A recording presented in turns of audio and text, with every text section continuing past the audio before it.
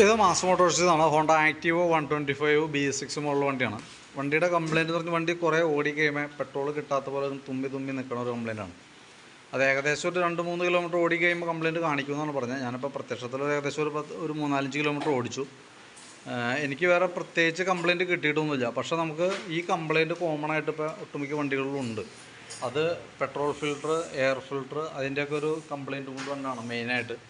പിന്നെ ഇതിനകത്തേക്ക് വരുമ്പോൾ HT കോയിലിൻ്റെ പ്രോബ്ലം സെയിം കംപ്ലയിൻറ്റ് കാണിക്കാറുണ്ട്. അപ്പോൾ നിലവിൽ നമ്മൾ വണ്ടി ഓടിച്ചു നോക്കിയെങ്കിലും പ്രത്യേകിച്ച് കംപ്ലയിൻ്റ് ഒന്നും കിട്ടിയിട്ടില്ല. ഏകദേശം 51,000 കിലോമീറ്റർ വണ്ടി ഓടിയുണ്ട്. ഏകദേശം 52,000 കിലോമീറ്റർ, അതായത് 51,900 കിലോമീറ്റർ ഇപ്പോൾ കാണിക്കുന്നുണ്ട് നേരിടുന്നത്. അപ്പോൾ അതുമായി ബന്ധപ്പെട്ട് നമ്മൾ അതിൻ്റെ ഭാഗങ്ങൾ ചെക്ക് ചെയ്യാൻ വേണ്ടി അയച്ചിട്ടുണ്ട്. അപ്പോൾ എയർ ഫിൽറ്ററൊക്കെ ശരിക്കും ബ്ലോക്ക് ആയിട്ടുണ്ട്. എയർ ഫിൽറ്റർ നമുക്ക് മാറ്റിയിടണം. പക്ഷേ എയർ ഫിൽറ്ററിൻ്റെ കംപ്ലയിൻറ്റ് കൊണ്ടല്ല ആ പ്രോബ്ലം തന്നെ കേട്ടോ.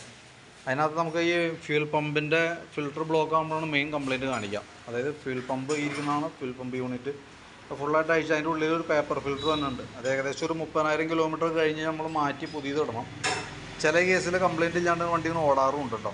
അപ്പോൾ നമുക്കിപ്പോൾ കംപ്ലയിൻറ്റ്സ് കാണിച്ച സ്ഥിതിക്ക് സ്വാഭാവികമായിട്ട് നമുക്ക് ഫ്യൂൽ പമ്പ് ഫുള്ളായിട്ടൊന്ന് അയച്ച് ക്ലീൻ ചെയ്തിട്ട് ആ ഫിൽറ്റർ ഒന്ന് മാറ്റിയിടാം.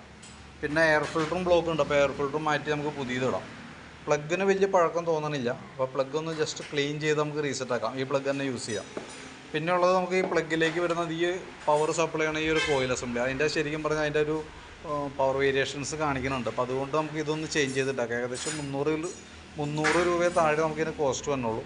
അപ്പോൾ മിസ്സിങ്ങിൻ്റെ പ്രോബ്ലം കാണിക്കുമ്പോൾ കൂട്ടത്തേക്കിടെ നമ്മൾ ഇതും കൂടി മാറ്റി കളയാം. അപ്പോഴാണ് നമുക്കത് 100% ഒരു കംപ്ലയിൻറ്റ് റിലീഫായെന്ന് പറയാൻ പറ്റുള്ളൂ.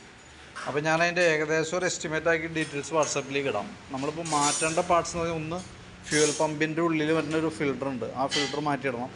പിന്നെ എയർ ഫിൽറ്റർ നമ്മൾ ചേഞ്ച് ചെയ്തിടുന്നുണ്ട്. ഈ high tension coil, HT coil എന്ന് പറഞ്ഞാൽ ഈ ഹൈ ടെൻഷൻ കോയിലൊന്ന് ചേഞ്ച് ആക്കുന്നുണ്ട്.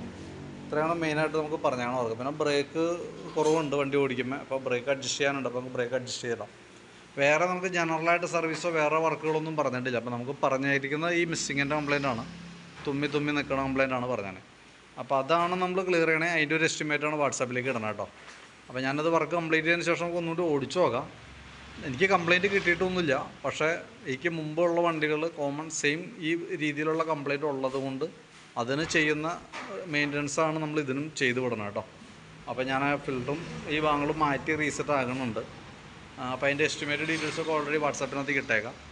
വർക്ക് കംപ്ലീറ്റ് ആയി കഴിയുമ്പോൾ കോൺടാക്ട് ചെയ്തേക്കാം കേട്ടോ. വർക്ക് കംപ്ലീറ്റ് ആയതിനു ശേഷം ഞാൻ കുറച്ചും കൂടി ഓടിച്ചു നോക്കാം എന്തെങ്കിലും ലക്ഷണങ്ങളുണ്ടോ എന്നുള്ള കേസ് കേട്ടോ.